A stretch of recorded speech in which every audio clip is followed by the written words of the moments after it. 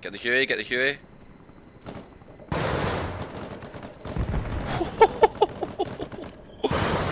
Whoa, man. What is happening, troops? Arma Reforger 1.3 has not long dropped and there's been some serious changes. And if you're still playing like it's 1.2, then you're going to need to catch up.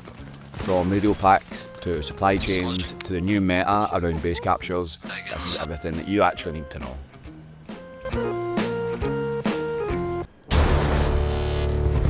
First up is radio backpacks, so they now need a manual supply.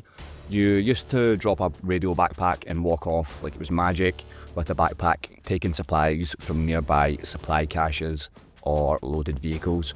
Not anymore. Now you need to manually load it from a nearby supply source. If you don't, the 100 supplies will run dry quick and it will stop you from respawning.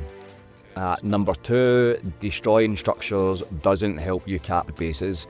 Old habits, they die hard. Flattening the enemy base used to speed up the capture. That is over. The only thing that counts now is how many players you have standing in the point. That's it. Number 3, quick load supplies is the new meta.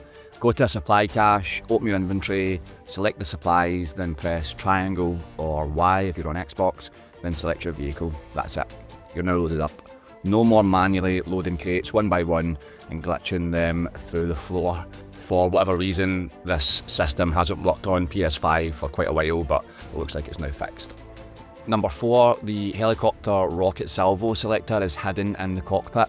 All you need to do is look up, it's on the ceiling of the cockpit.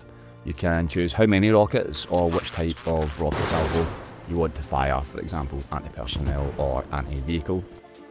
Number 5, we've got the custom mapping for the rocket fire itself. For some reason, firing the rockets is mapped to the default liftoff, which is R2 on PS5. You'll have to manually bind firing rockets to another button. To do that, go into turret controls to change it.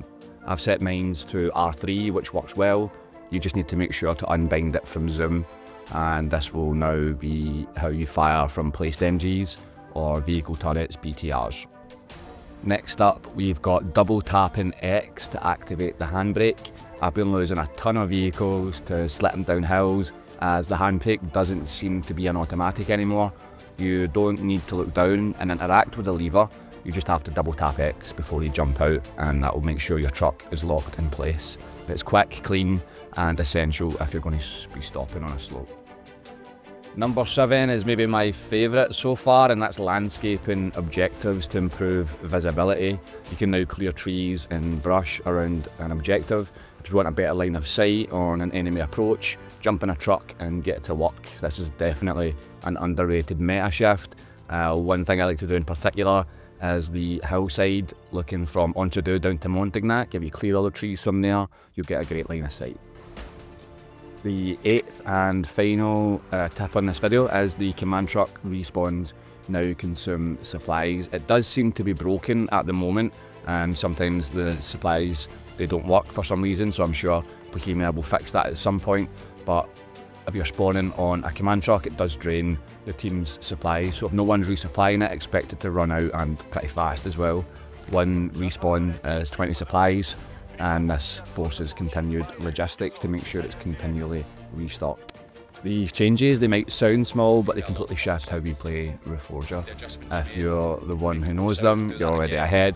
Let me know in the comments which tip surprised you the most, or if there's anything else that we should test. Don't forget to like and sub if this has helped, and as always guys, I will see you on the battlefield.